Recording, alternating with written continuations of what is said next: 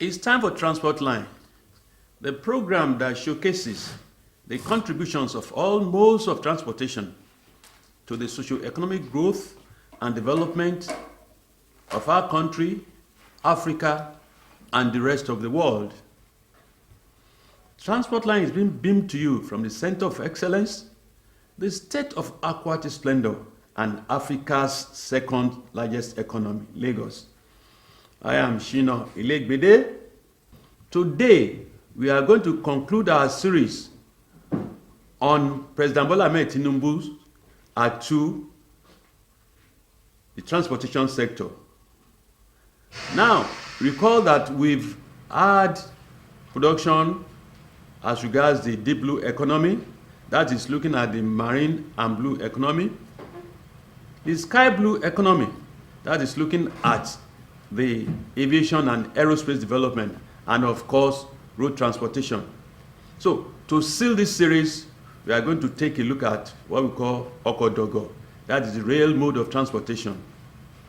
If you are conversant with the rail mode of transportation in Nigeria, you understand why you say Okodogo.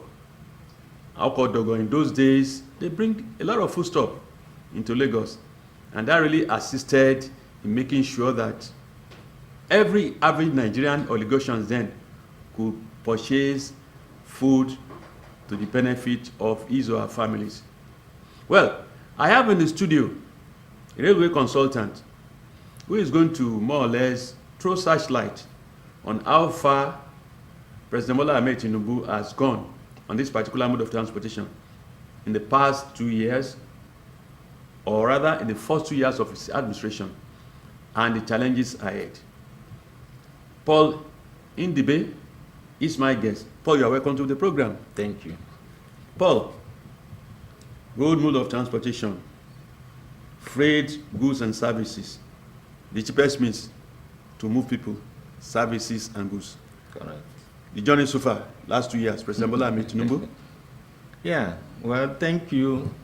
Generally, it won't be easy to make an assessment of one's impact on a big sector like transportation, and in particular on the railways, looking at the current development stage of our railway system. However, there are clear indications of the direction the government is going, and they are just clear. First of all, if you look at the standard gauge, the Kano-Maradi line that the previous administration started is still being sustained, and they have gone far more than expected in terms of deliverables.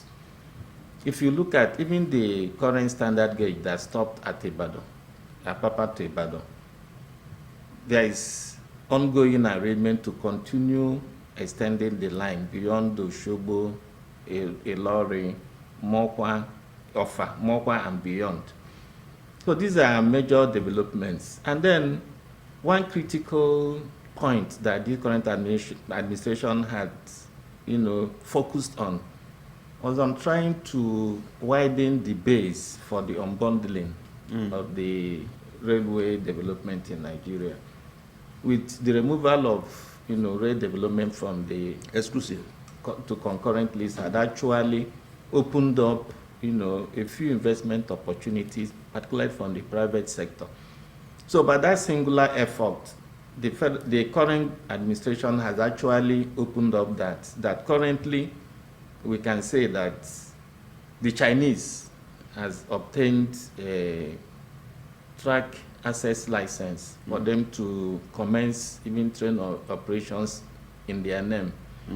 And the other companies, Bueno Logistics has also seeking such approval alongside others. And these interventions will not come without investments.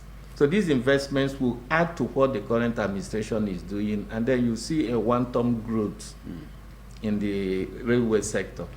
There are also indications, generally helping the states who want to venture into rail development to actually partner with the Nigeria Railway Corporation, and then incrementally improve on their railway development outlook.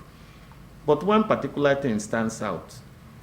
the recent government proclamation for CNG, conversion of, or rather introduction of the energy source, CNG To drive the correct. No, generally, Okay. you know, automobiles, okay. trucks, and currently on the NRC. Currently is being, well, championed, so to say, by the managing director of Nigeria Railway Corporation. Omri Okwefa.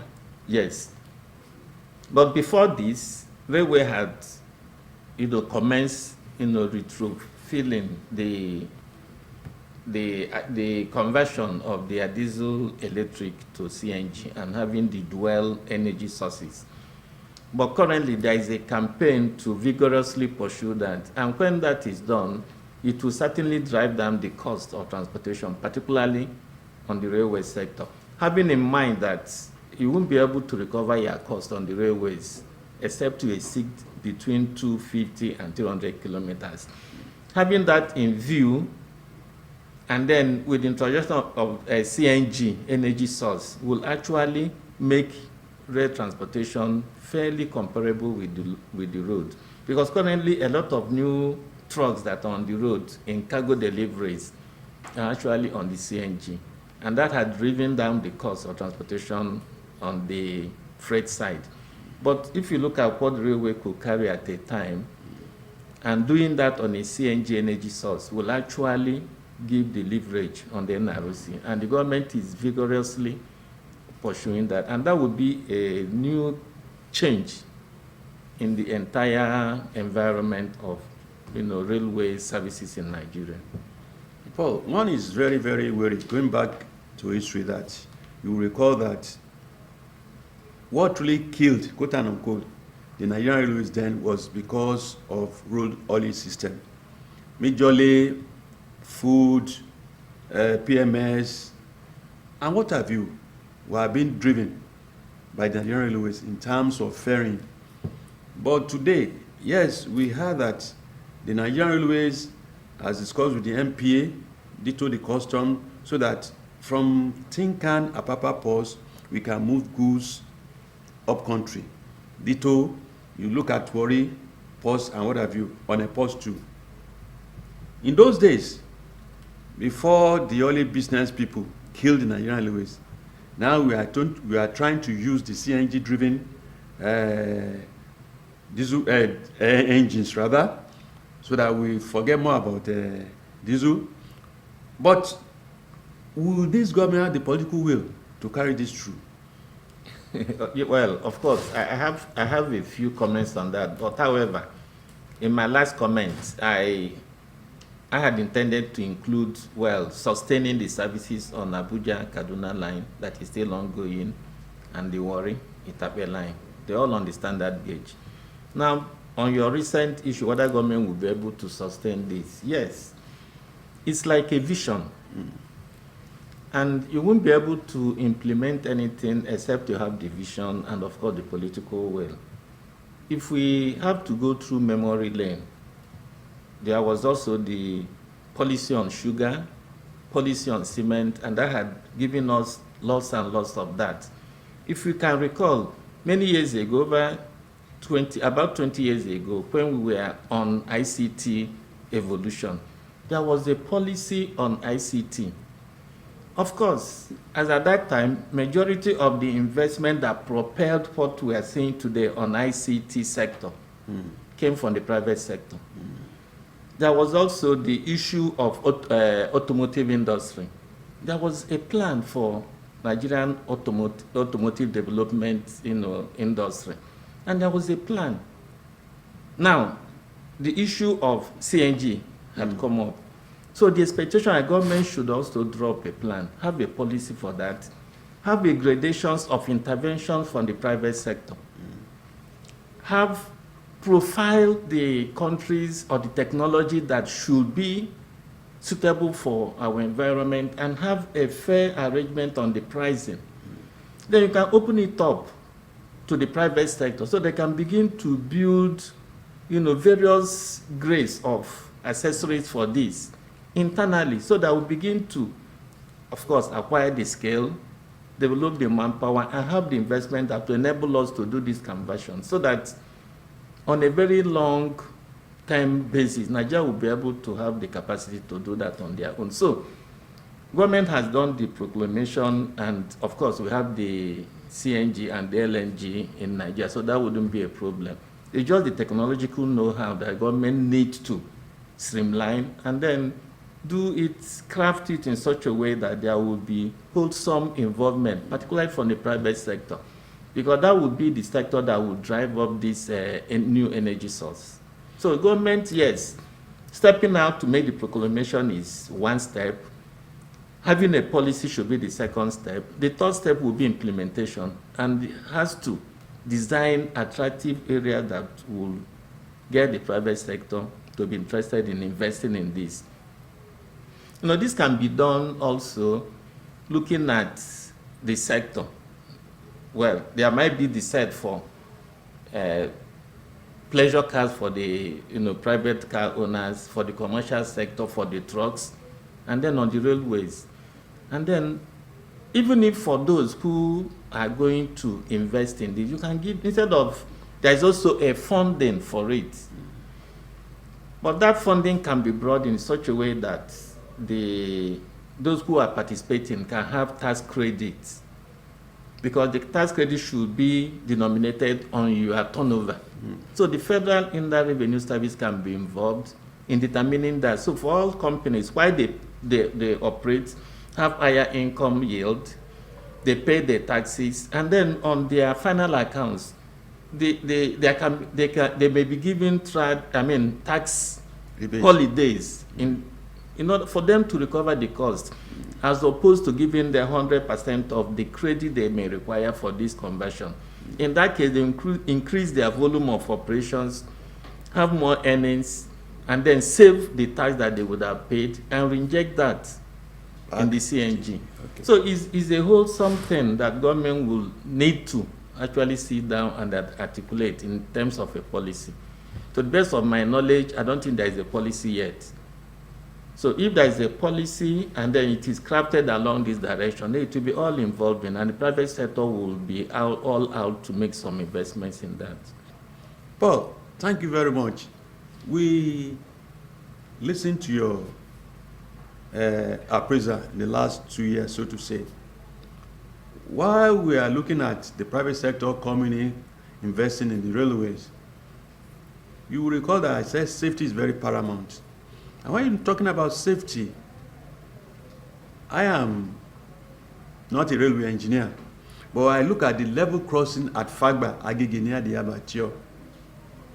The condition of that rail track, even the average layman will see that it's not right mechanically. It's either, God forbid, a vehicle gets stuck one day while the train is still approaching, or there will be a derailment, because the sidelines, the levels are giving way, and nothing is being done. And not only that, as of today, we're talking about investment in railways. Signals has been done through the manual mode. What is happening, Paul? Well, I have the impression that your observation would be, or rather is on the narrow gauge, not on the standard gauge. Yes. All I know is that I know the standard gauge, I know the narrow gauge. That track is on the narrow gauge. Paul, they tried to, let me say, rehabilitate. They brought some interlock to do the thing, but it has not done a good job. They should not wait. Recently, we know about Mapua Bridge. Yeah. And the problem with us in Nigeria is that experts will give advice, even layman will cry foul. They won't act until there is disaster. And that is not right. That is why in major roads you have controller of folks and what have you. Small pothole till the thing becomes a gully. Nothing will be done. But you can't joke with the railways.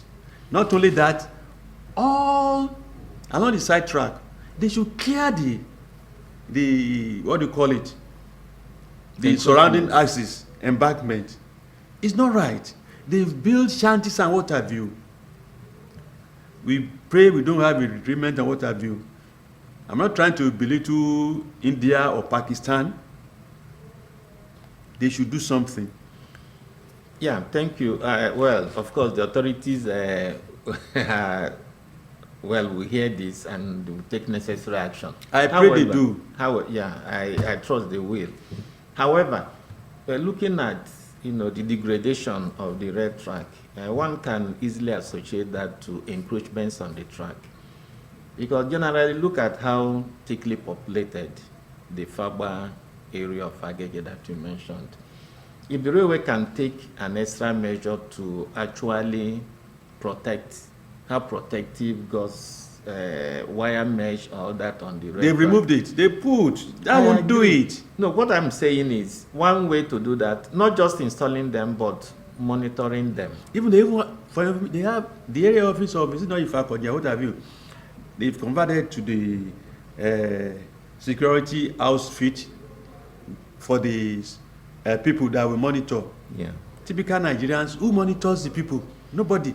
So they've turned it into a means of extorting money from the people. And every time, right from that axis till further down to after Iju, what do you call that? Iju, Agbado. Agbado, thank you, to Agbado, you find illegal structures, which is not right. Yes, I agree. If you and look at security risk. Yes, I share these sentiments. And if you look at the narrow gauge route and the standard gauge route, they are basically not the same, because while laying the track bed for the standard gauge, they had to take into consideration extra measures to actually protect the track. And because of the way the track is standard gauge, so the speed is higher, and there's more of protection of the track than the narrow gauge. 1898, when they started the railway track in Nigeria, is a long way ago. And consistent monitoring and flushing out and maintenance. I agree. And then not just that, the level crossing should be gated and have It's not. level crossing keepers to man such gates in order to, one, allow the free passage of the train and hold on the road traffic so that there will not be collision at the level crossing. And of course, removal of shanties and encroachments on the track.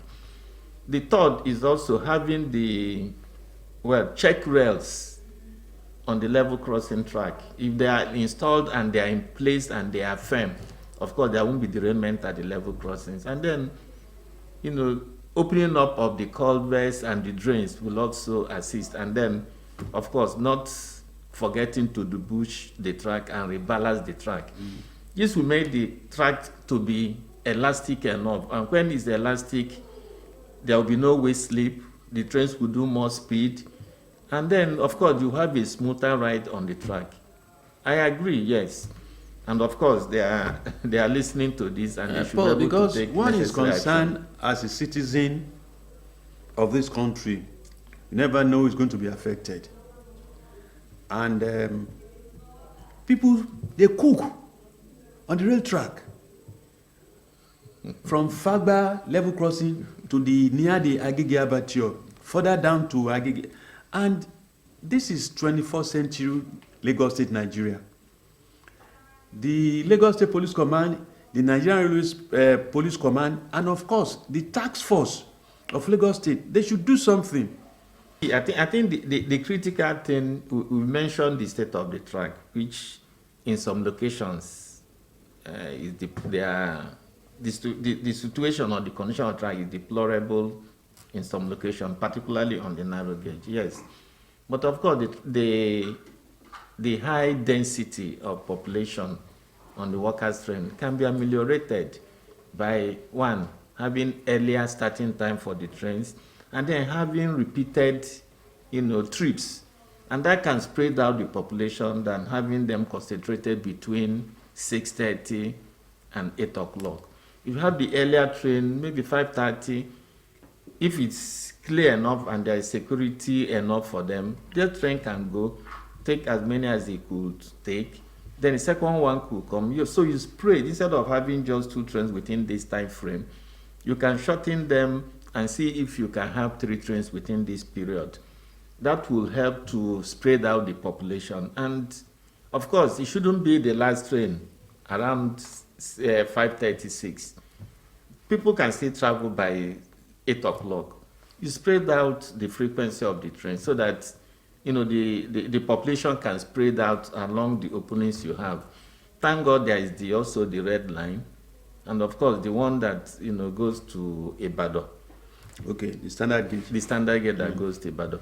For that you can start, instead of starting by 7:45 on weekends, you can start by up to, why not 6:30, and start the one from Ibadan by 6:30. So those who from Ibadan who want to travel with the train and report to the office will be here by 8:30, and then they wouldn't be too late to get to the office. Starting by 7:45 or 10 minutes to 8, Fridays and Saturdays at 8 o'clock.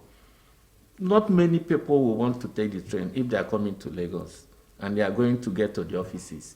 So they can look at the timetable for these trains and reshape it so that you can also have more people, patronizing that service. And if that, is on, it will reduce the volume of passengers on the other sector. Will the CNG-driven engines being proposed assist in increasing speed of the train? Stability, environmental advantage it will convey, and of course cost. It will drive down the ticket fares on those services, and that would even inject more use. The NRC currently is trying to create more avenues for accessibility of the facility.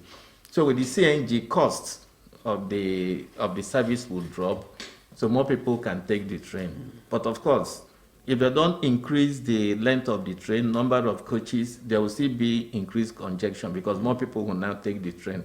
However, you shouldn't forget that the advantage that route offers is in terms of transit time. The time you will leave maybe Ebute Metta and get to Agbado will be shorter than maybe 20% of the time you spend on the road. So the critical selling point on that service is time, transit time, and that's why you have this huge congestion. So if they can spread out the schedule of the train, that will help to reduce the level of congestion, particularly at peak period.